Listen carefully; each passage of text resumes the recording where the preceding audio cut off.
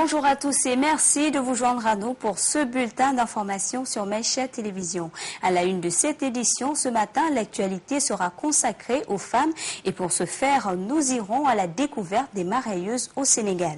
En Afrique du Sud, le géant de la platine en plates a annoncé vendredi la suppression de 6 000 emplois, ce qui risque de soulever de nouvelles tensions dans le pays.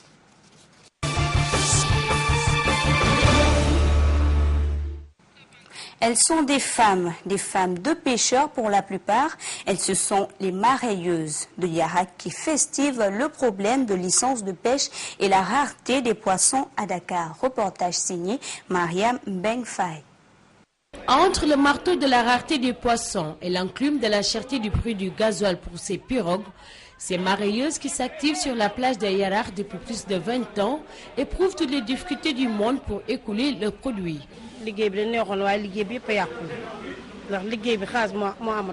Ce travail marchait bien, mais actuellement on a des problèmes de finances. Il peut arriver qu'on investisse 3 millions dans les pirogues et après on n'a même pas la moitié. Vraiment c'est dur et notre problème majeur c'est le crédit. Beaucoup de femmes prennent nos produits et quand il s'agit de rembourser, impossible de les voir.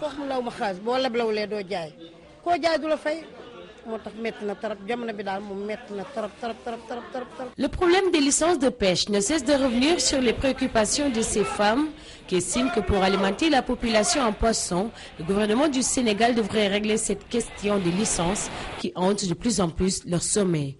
Mais malgré les difficultés qu'elles rencontrent, quelques-unes arrivent quand même à faire des réalisations avec le peu de bénéfices qu'elles ont. J'économisais beaucoup, ce qui m'avait permis de meubler ma chambre et d'aider ma mère qui habite à Touba. À Yarak, vendre ces paniers de poissons n'est plus chose aisée pour ces mareyeuses. Mais comme l'habitude est une seconde nature, elles fréquentent toujours cette plage. Restons avec les femmes. La mécanique était autrefois la particularité des hommes. Mais de nos jours, ce métier est peu à peu investi par la gente féminine qui y fait des merveilles. Notre équipe à Dakar a été à la rencontre des jumelles Fatou et Fatou, toutes deux mécaniciennes. La mécanique n'est plus l'apanage des hommes. En effet, la gente féminine qui était jadis cloîtrée dans les foyers effectuant les tâches ménagères pratique aujourd'hui des activités qualifiées dans le temps de métiers d'hommes. À l'image des jumelles Fatou et Fatou, toutes garagistes, les femmes s'investissent peu à peu dans ce métier. J'ai commencé la mécanique en 1995. La mécanique, c'est un métier noble. C'est un métier qui demande beaucoup de courage et que j'adore depuis que j'étais petite. Être femme, être mécanicienne, c'est un peu dur parce que ça demande de la force, ça demande de la technique. Au garage Fatou Fatou, la mécanique est une passion. Les mécaniciennes s'activent autour des voitures très dynamiques et n'hésitent pas à s'allonger en dessous des voitures pour affiner les diagnostics des pannes à réparer. Un métier certes difficile, mais nos garagistes invitent les femmes qui le souhaitent à embrasser ce travail noble. Je leur dis tout simplement que c'est un métier bien vrai qui demande de la force, mais il n'y a pas quoi avoir peur parce que c'est pas aussi difficile. Qui veut peut. Dans la vie, il faut s'imposer. Il faut se croire soi-même, donc je pense que c'est pas facile, mais avec beaucoup de courage, on peut arriver.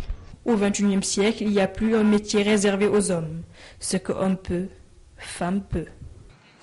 Au Sénégal, la femme et la culture au service de la promotion de la paix en Afrique, c'est la mission de la convergence des femmes de l'Afrique de l'Ouest. Les membres de la CEDEAO, de la CFAO ont eu une séance de travail avec la ministre sénégalaise de la femme. Au menu des échanges, la promotion de la femme. Reportage.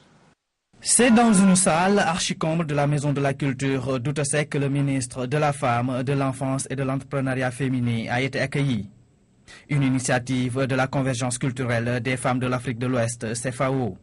Il reste attendu cependant de l'État qui réponde aux exigences de la demande de la convergence culturelle dans un contexte de lutte contre la pauvreté, contre la corruption, de renforcement de la démocratie, de la décentralisation, de la lutte pour l'enracinement de la paix, de la protection et de la promotion des droits humains Nous venons d'avoir un ministre qui se sacrifie pour autant pour la cause des femmes et tout le monde ici peut en témoigner.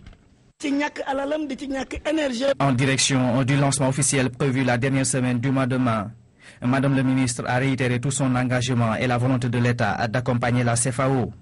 Sachez que vous avez le soutien du chef de l'État. Vous avez décidé ici de l'accompagner. Mais sachez que vous avez décidé d'accompagner un homme qui s'est érigé en défenseur des femmes. L'application de la loi sur la parité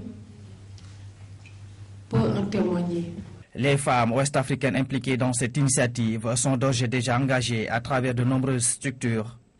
L'objectif de la CFAO s'inscrit dans le cadre de la lutte contre la pauvreté en s'appuyant sur un pacte culturel pour booster notre économie et par de la l'autonomisation de la femme en particulier.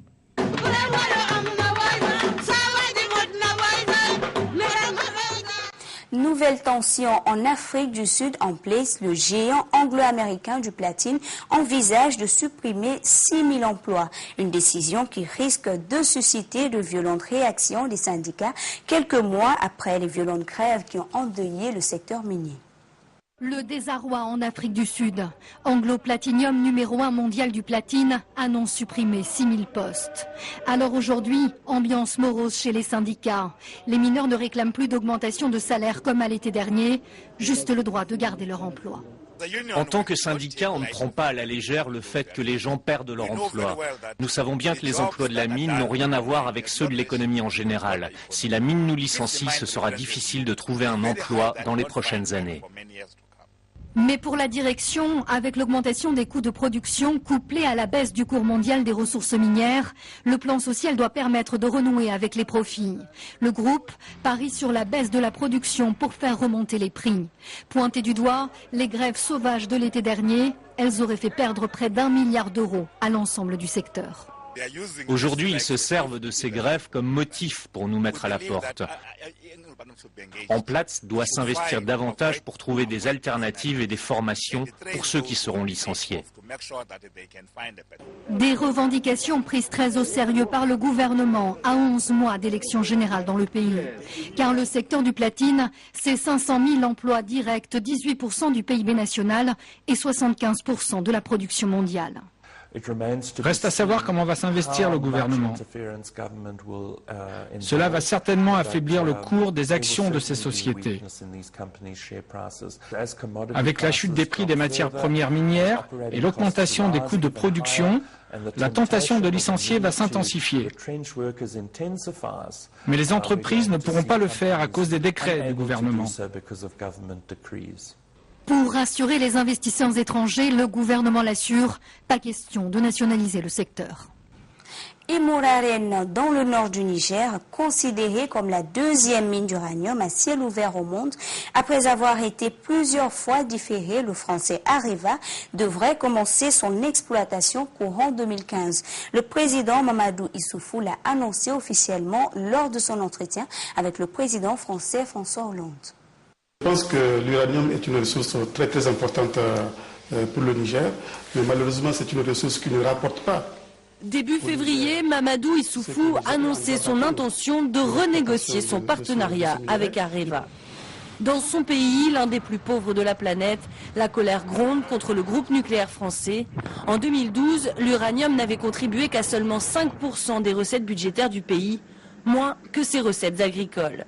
Depuis, le groupe français, qui exploite depuis 40 ans l'uranium nigérien, ne ménage pas ses efforts. Un don de 35 millions d'euros pour sécuriser les sites miniers en mars, un autre de 17 millions pour développer l'agriculture en avril, et cette troisième réunion au sommet en tout juste un an. Nous avons la relation avec Areva et nous en discutons régulièrement avec le président pour que ce soit un partenariat qui puisse permettre à toutes les parties de gagner. Le rééquilibrage du contrat reliant Areva au Niger serait donc sur la bonne voie. Mais tout dépendra de la mise en route du site minier d'Imouraren. Une promesse de revenus gigantesque pour le Niger, dont l'ouverture est sans cesse repoussée par Areva. notamment démotivés par les grèves, la baisse du cours de l'uranium et les problèmes de sécurité. Mais là encore, il semblerait que le président Issoufou ait obtenu des garanties. Mais là, nous sommes sur un chronogramme sur lequel nous sommes entendus avec Areva. Nous pensons que à la mi-2015 ou au plus tard en septembre 2015, on sortira le premier uranate du gisement d'Imouraren. À son ouverture, Imouraren deviendra la deuxième mine d'uranium du monde. Elle permettra au Niger de doubler sa production et de se hisser au deuxième rang des pays producteurs. Reste à savoir comment l'État assurera la redistribution de cette manne à ses habitants. Les élections de juillet doivent avoir lieu sur l'ensemble du territoire malien, ce qui souligne que l'administration civile soit installée partout dans le pays, a souligné le président français François Hollande à l'issue de son entretien avec son hôte, le président Mamadou Issoufou. Il est important que ces élections s'organisent sur l'ensemble du territoire malien. Tous les Maliens, quel que soit leur lieu de résidence, doivent jouir de leur droit de vote. Et nous ferons en sorte que les dispositions soient prises pour qu'il en soit ainsi. Issoufou, les élections doivent avoir lieu pour le peuple malien lui-même, pour l'exemple que nous devons donner à toute l'Afrique et pour la légitimité qui doit être celle des autorités maliennes à l'issue de ces élections pour poursuivre le dialogue politique. Ces élections doivent se tenir sur tout le territoire malien. J'insiste bien, sur tout le territoire malien. Le nouveau directeur général de la Bourse régionale des valeurs mobilières, BRVM, ainsi que le PCA sont en visite au Niger. Une visite qui s'inscrit dans le cadre de la redynamisation des rapports entre la BRVM et les acteurs économiques du Niger en vue de la promotion et du développement du marché financier au sein de l'UEMOA. Aboubakar Sarki. Nous sommes effectivement au Niger depuis hier pour rencontrer les acteurs actuels et les acteurs potentiels du marché financier régional. Il s'agit pour nous de venir exposer à ces acteurs-là notre nouvelle vision stratégique et nos actions que nous comptons mener pour la promotion et le développement du marché financier au sein de notre Union et particulièrement au Niger. Vous savez, depuis quelques mois, nous avons retenu de rendre la bourse plus accessible aux entreprises, de rendre également la bourse plus accessible aux investisseurs particuliers. Donc il est important pour nous de rencontrer dans les différents pays les acteurs pour discuter des possibilités, des opportunités qui sont offertes par la bourse de manière à ce que par leurs interventions sur le marché, ces acteurs-là puissent apporter leur contribution au financement de nos économies. Donc c'est dans ce cadre-là que nous sommes au Niger. Nous avons pu rencontrer quelques entreprises. Nous avons rencontré la direction du Trésor. Nous allons rencontrer demain la Chambre de commerce et également quelques compagnies d'assurance.